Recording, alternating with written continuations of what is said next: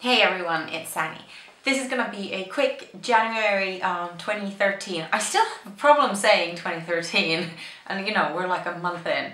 Anyways, quick January favorites 2013. When I was looking at the products of what I wanted to show you guys, I realized that most of the products are kind of creams and cleansing and stuff like that. More skincare, like more taking care of yourself than actually makeup and a couple of brushes. There is makeup there as well, but as normal, you know, there's a lot to go through, so I'm just going to get started.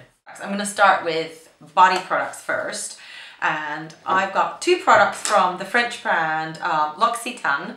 They're Body Exfoliator. I am in love with this. This has 10% shea butter, and this was recommended to me by a photographer friend here in Paris. Her name is Audrey. She does beautiful photography. I'll put a link below this video to her blog. She does amazing photography.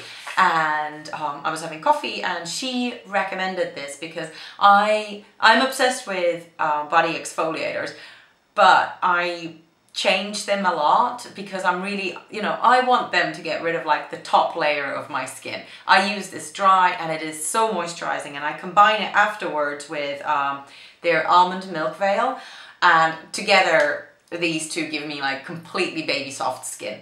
The reason why I like this body moisturizer as opposed to a lot of ones, just to compare, I really like Kiehl's Crème de Corps, but the light version, not the full-on version.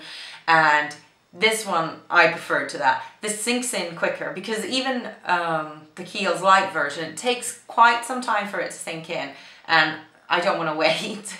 So these two together, I absolutely love for the winter, for kind of winter dry skin. Speaking of winter dry skin, so normally I have combination skin, and my skin has been quite dry and very sensitive. I think this has to do with the fact that I spent like 2 weeks in Finland where it's -18 when we arrived, and so I have had to change up my my face wash and toner. So what I am using right now is the Bioderma Hydra Bio Lait and the Tonique. So first I take off my eye makeup with my normal Bioderma Crealine, and then I use this to cleanse and this to tone. And in English it says it's a moisturizing cleansing milk for sensitive dehydrated skin, and this is a moisturizing toning lotion. This is already my second bottle of this, and together they have totally made a difference. My skin was feeling overly reactive. I think it's all the cold air and then kind of central heating and all of that.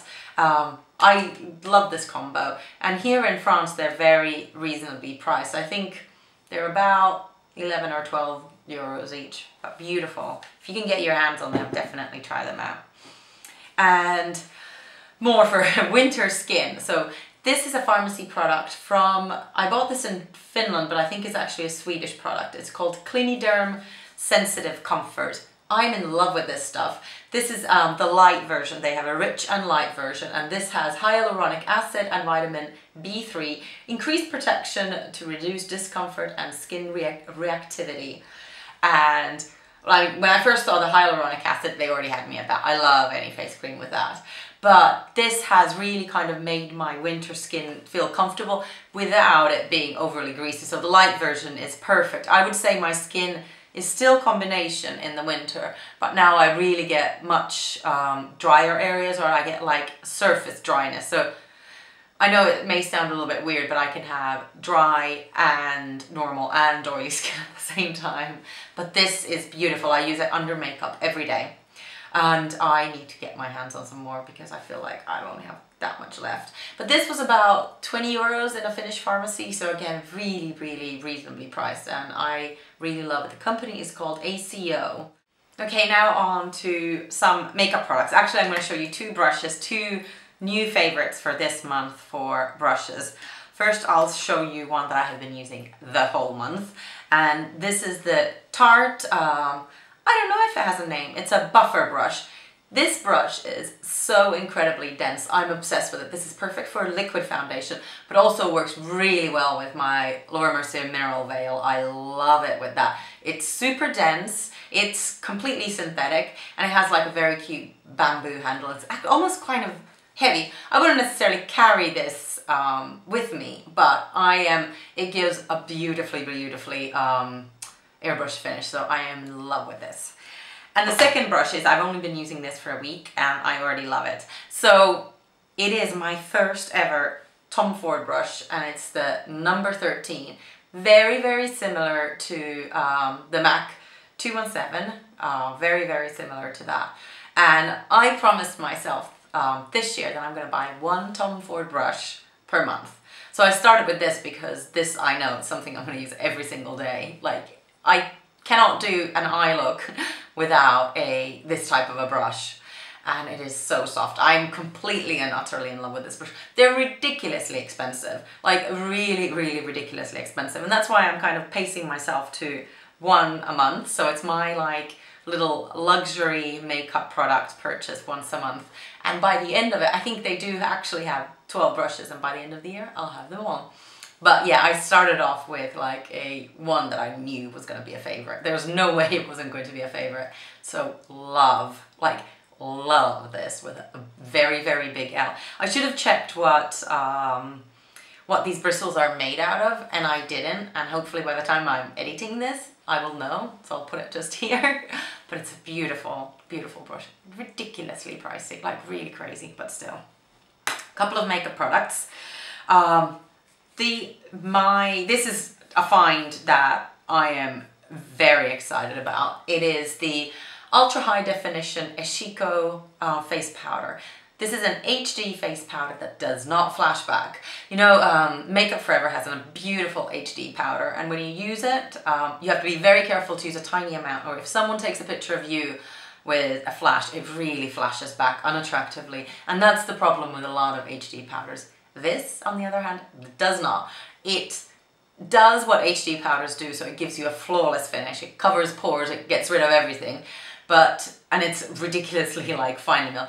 Don't breathe when you use it, because it really will go like you start coughing. This is 10 nanometer silica spheres, smallest in the world for a flawless finish for all skin types and tones. It's amazing. I ordered this online. It's about $20, and it's gonna last me a long time. I use a minuscule amount, and it is just, I cannot speak of this highly enough. I'm gonna put a link to where I bought it from under this video as well. But this is gonna be a staple in my kit from now until forever. Love it. Also this month, I have fallen, not back into love, I've fallen in love for the first time with the Giorgio Armani Maestro Fusion Makeup. I bought this when I still had a tan and when I had a lot more sun damage than I do now in January, and I didn't like it. I felt like it didn't do enough for me. Now, on the other hand, it's fantastic. So I'm using this almost every single day. I do put either MAC MSF powder on top or my Laura Mercier mineral powder on top. So I don't rely on just this, but this is the first time when I can actually understand why this is amazing. I needed too much coverage after the summer. I really got kind of bad sunspots on my cheeks, and then I had this weird line on my forehead, but now they've faded away and I love this, love it. Then I will show you a couple of bits of eye makeup that I have been loving this month. Now, I am a huge fan of Paintpots. I use them every day. And usually groundwork is one that for myself I go for, and instead I've started using Quite Natural. It's a little bit darker, and I've been enjoying this Quite Natural with NARS Surabaya. I go back to this palette every winter because it's a very rich, warm kind of a duo of browns. I think it's very wintry. It's perfect for the winter, and the Quite Natural and this together has been my lifesaver this winter. I'm not using Quite Natural today on my eyes, but I am using the Surabaya. I think for me, for winter, I just want a little bit more warmth in my browns, so that's why it seems to come out every winter. And then I've got two Illamasqua pigments. I feel like I've mentioned the lighter one before, but these have been firm favorites this month as well. So Illamasqua pigments are packed in flat little cases like this, and I really like their packaging because when you open it, it doesn't, you know, come undone and all over the place. It has a little tiny hole in the middle, and this little kind of whatever it is, I don't know what it is, covers the hole when it's closed, so there isn't a huge amount of product when you open it.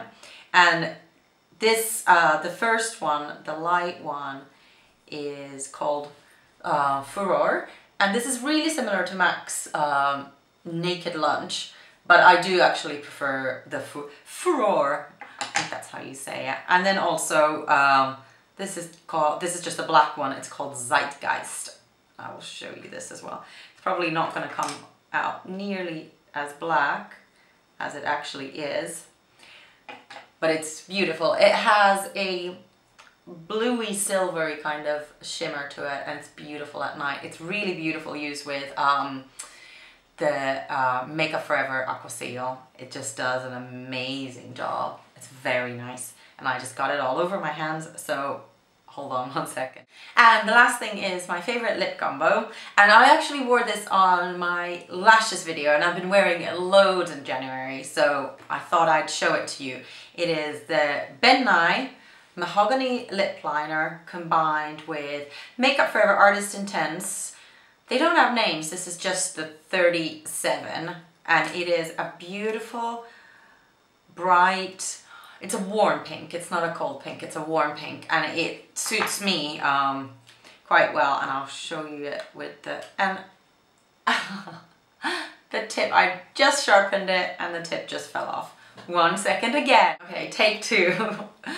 So I'm just gonna put the line next to it. So as you can see, the mahogany is actually, it's browner and darker, and what I prefer to do is I line my lips and fill them in a little bit and then just kind of buff the edges and then put this on top. If I don't do that, I feel like this is too bright. It becomes more of an event.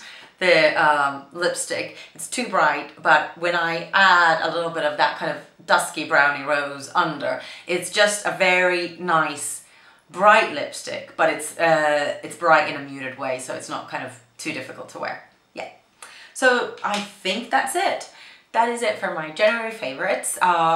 Thank you so much for watching, and let me know of your winter discoveries, because it's like I'm all about winter skin right now. I think here in Paris we're gonna have winter for another month or two, so any kind of comfort things for skin would be lovely to hear from you guys. So yes, I will see you very, very soon. I got a couple of tutorials planned for next week, so I'll see you soon. Thanks for watching. Bye.